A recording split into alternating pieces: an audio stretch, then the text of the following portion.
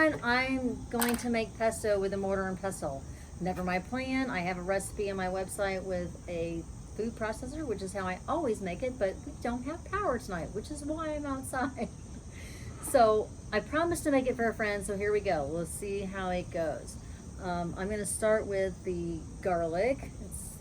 Recipe will be online, so you can check it out there. And some salt, and I'm going to start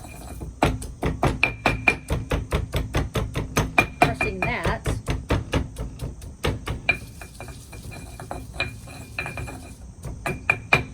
This is the first time I've actually used this mortar and pestle, so I'm kind of excited and scared at the same time.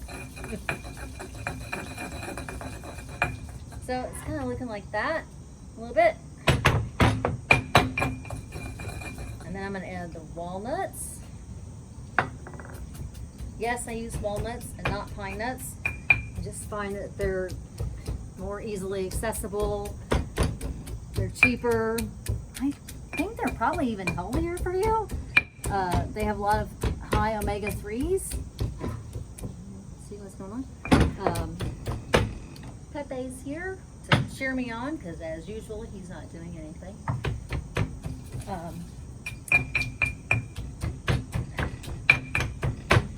I'm a little short for this table, but I'm going to plow through. I must say, this mortar and pestle is pretty kick-ass. It is so much nicer than the other one I've had. Okay, now I'm going to start adding 4 cups of basil. Again, recipe on my website.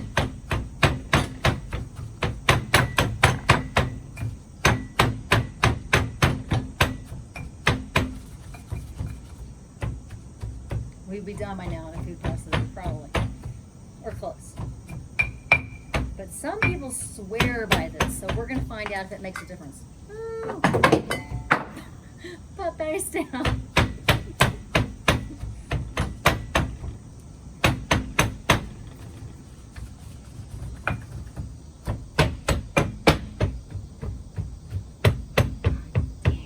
Alright, get up, Pepe. Get up. Get up. I'm sorry.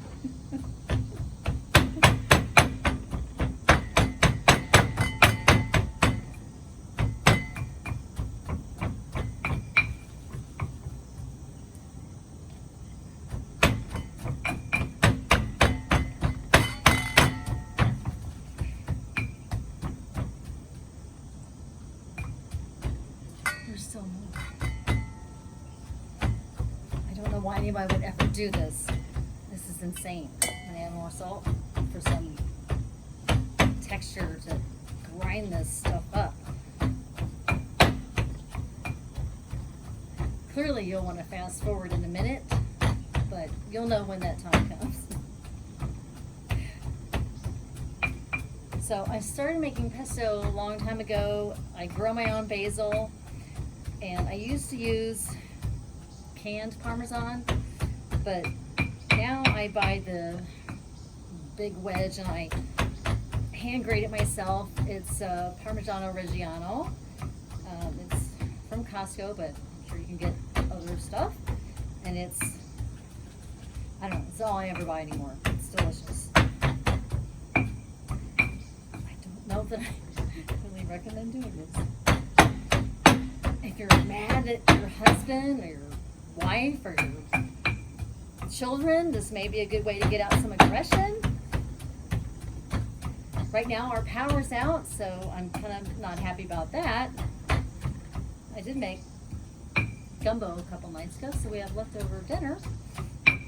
That recipe is also on my website. Might want to use the other one.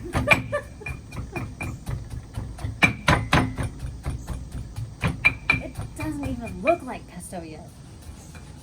Oh. Okay, let's add some cheese. Let's add some more basil. Alright, that's the end of the basil, so we're getting somewhere, I think.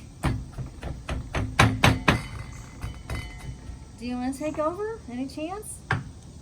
No, not really. All right, well, that's what I thought. Always just standing by.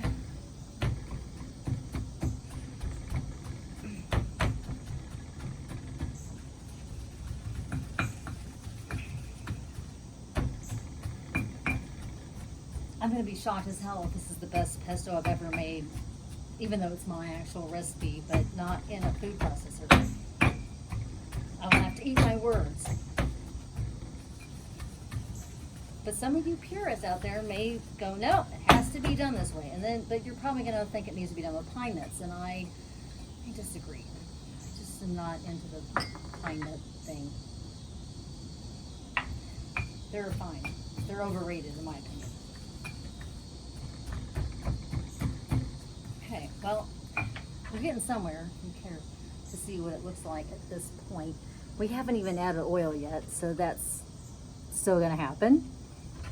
So, which we are just about to do.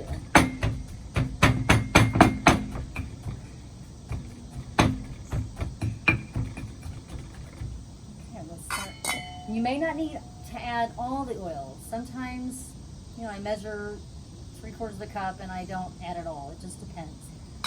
And if you're doing it in a food processor, it's blending while you're adding, but there's no way I'm going to be able to do this while pounding the crap out of this, so know that in advance. Also, I wish I had a spoon so I could taste it, but no, my hands are clean. I'll just use my finger at some point. People always say if you use a food processor, it's going to get bruised. I've pretty much beaten the shit out of this. If it's not bruised now, I don't know what it would take to get bruised. I've never thought of that, but that's really funny. I don't know what they're saying.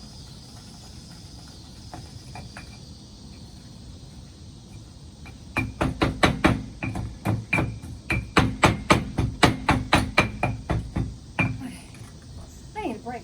Jesus Christ. Okay. I think we're close.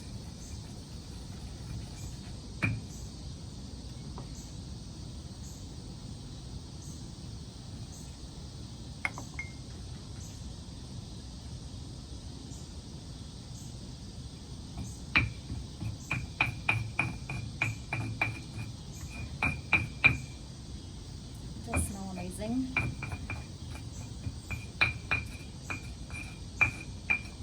Just know in the future, if I ever say so many cloves of garlic, if I say 1, I probably mean 2, maybe even 3. Don't be afraid of garlic. Add a lot. And I didn't do it today, but I normally would blanch the leaves, just, you know, put the basil leaf, measure them in a cup. This takes 4 cups, so I would take 4 cups, kind of medium packed, and then whole, and then take them out, throw them in a pot of boiling water for like a minute or 2, and then take them out, just kind of let them drain naturally or with a paper towel, and then throw it in the food processor, or in this case the mortar and pestle, and then continue with the rest of the recipe.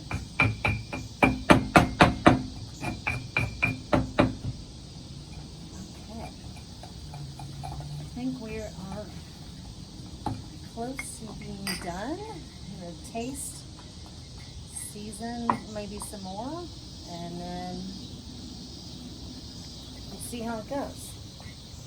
I'm going to need my glasses so I can see more detail, because that's where we stand. Ooh, it does look completely different. Well, ish. Honestly, it looks more bruised. I don't know why they say to do it this way. But I'll give you a snapshot of that. I don't know if there's enough light.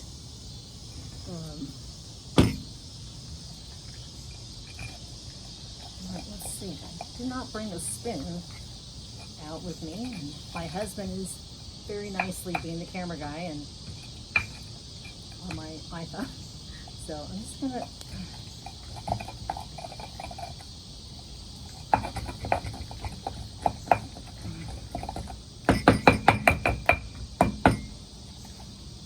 If nothing else, I've built up a lot of muscle.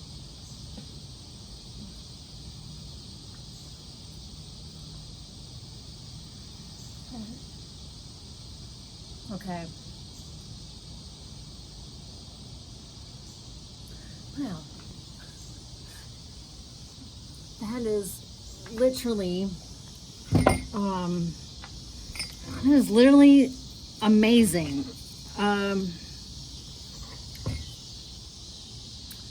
disagree with the whole bruised thing, but